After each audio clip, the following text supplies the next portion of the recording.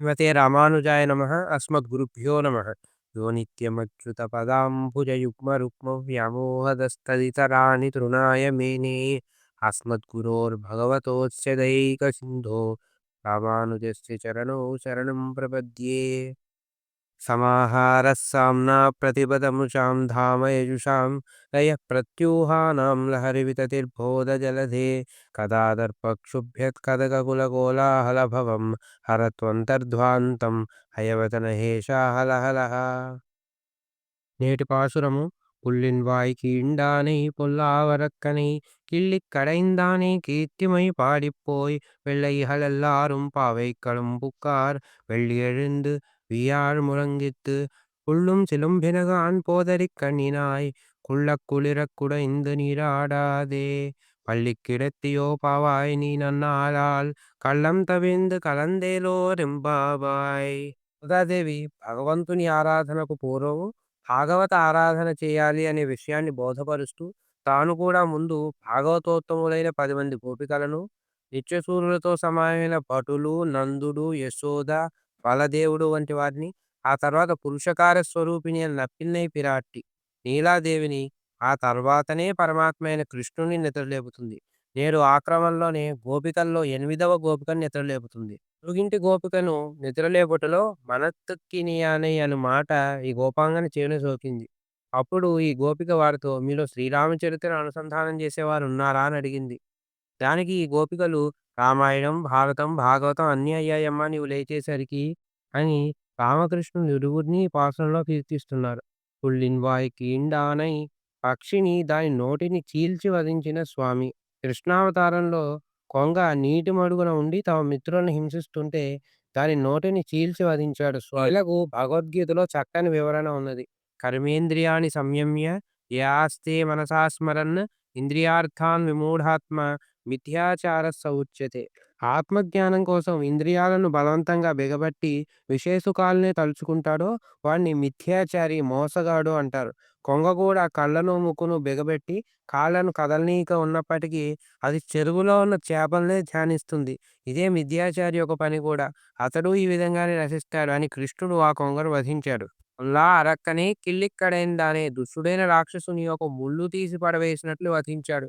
ఇక్కడ ఆ రాక్షసుడు ఎవరు అనేది తర్కం వచ్చింది. హిరణ్యాక్షుడా, హిరణ్యకశ్యపుడా, కార్తవీర్యుడా అంటే పూర్వాచార్యులు ఆ రాక్షసుని రావణునిగా చెప్పారు. అటువంటి రావణుణ్ణి సునాయాసంగా సంహరించాడు స్వామి. ఇక్కడ రాక్షసుడంటే అరక్కనై అంటే సరిపోతుంది కదా. పొల్లా అరక్కనై అంటే దుష్టుడైన రాక్షసుడని ఎందుకన్నారు అంటే స్వామి ఎప్పుడు దుర్మార్గులనే వధిస్తాడు. అదే విభీషణుని రక్షించాడు. విభీషణస్తు ధర్మాత్మ నదు రాక్షస చేష్టిత అంటారు. ఈ స్వామికి దానవ కులవైరి అనే పేరున్నది కదా అంటే అది రాక్షసులు అనుకున్నది.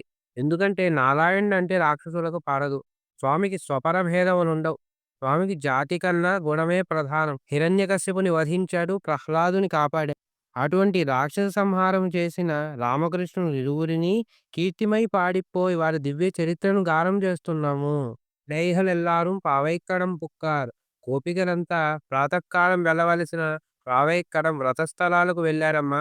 నేను నీకోసమే వేచి ఉన్నాను రమ్మని చెప్తుంది గోదాదేవి. మరి ప్రాతకాలమైనదా అని అడిగింది గోపిక. అప్పుడు గోదాదేవి ఒక జ్యోతిష్యపరమైన సూచనను, ఒక యాస్ట్రోనామికల్ ఈవెంట్ని చెప్తుంది.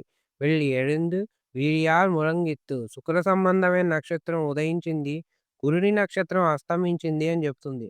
అంటే గురువారం పోయి శుక్రవారం వచ్చింది అని అనుకోవచ్చు. లేకపోతే శుక్ర నక్షత్రం ఉదయించుటని సూర్యోదయమైనది అన్నదానికి చిహ్నంగా చెప్తుంది గోదాదేవి. ముఖ్యమైన వ్యాఖ్యానం ఏమిటంటే, ఒకనాడు బృహస్పతి రాక్షసుల యొక్క బలాన్ని తగ్గించడానికి వారి చేత యజ్ఞయాగాదులను, దేవతారాధనని మానే విధంగా వారికి నాస్తికవాదాన్ని నేర్పించాడు.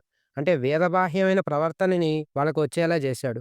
అందుకోసం చార్వాకుడనే నామాన్ని ధరించి వాళ్ళ దగ్గరికి వెళ్ళాడనమాట. అటువంటి బృహస్పతి నక్షత్రం అనేది కృంగింది అంటే వేదం మీద అపనమ్మకం పోయి శుక్ర నక్షత్రం ఉదయించింది, సూర్యోదయం అయ్యింది అంటే అజ్ఞానం అనే చీకటి పోయి జ్ఞానం రావడం. అంటే వేదం మీద పరిపూర్ణమైన విశ్వాసం కలిగి వేదవేద్యుడైన పరమాత్మను తెలుసుకునే అవకాశం దక్కటం. దానికి గోపిక గురుడు శుక్రుడు దేవతలకి రాక్షసులకి గురువులు, వారికి పరస్పరం పడదు అని చెప్పి ఒకటి ఉదయించింది మరొకటి అస్తమించింది అని చెబుతున్నారు. ఇంకేమైనా చెప్పండి సూర్యోదయం అయిన దానికి అని అడుగుతుంది. దానికి గోదాదేవి, ఉళ్ళుం సిలుంబినగాన్.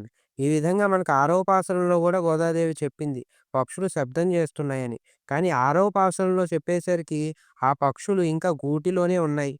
కానీ ఇప్పుడవి ఆకాశానికి ఎగిరిపోయి శబ్దాలు చేస్తున్నాయి అని జెప్తుంది గోదాదేవి. "ఓదరిక్కన్నిన" ఎంతో సుందరమైన నేత్రములు కలవట ఈ గోపికకు. ఇక్కడ నేత్రములు అంటే కేవలం మాంస నేత్రములని కాదు. గొప్పదైన జ్ఞానము కలిగినదట ఈ గోపిక. మిగిలిన గోపికలు తమకు ఆ భగవద్జ్ఞానాన్ని అందించమని కోరుతున్నారు. "ఉళ్ళ కుళిర కుడైందు నీరాడాదే." మనం ఎప్పుడూ స్నానాదులు ముగించే తిరుముక్కుళం అనే చల్లని సరస్సులో స్నానం చేయవలసి వస్తుందని ఇంకా శయనిస్తున్నావా పల్లిక్కిడెత్తియో పావాయి నన్నాళాల్. ఈనాడు ఈ మార్గరి మాసం తప్పినా మనకు మరల ఈ గొప్పదైన అవకాశం ఎప్పటికో కానీ రాదు. కళ్ళం తవింద్ కలంద్. కృష్ణుని ఒక్కదానివే అనుభవించాలి అనే కపటాన్ని వీడి రమ్మని గోదాదేవి ఆ గోపికను కూడా తమ గోష్ఠిలో చేర్చుకుంది. అటువంటి గోదాదేవికి నమస్కరిస్తూ మాదృశా కించనత్రాన బద్ధ కంకణ పాణయే విష్ణుచిత్త తనూజాయే గోదాయే నిత్యమంగళం. ఆండాళ్ దివ్య తిరువడిகளே శరణం.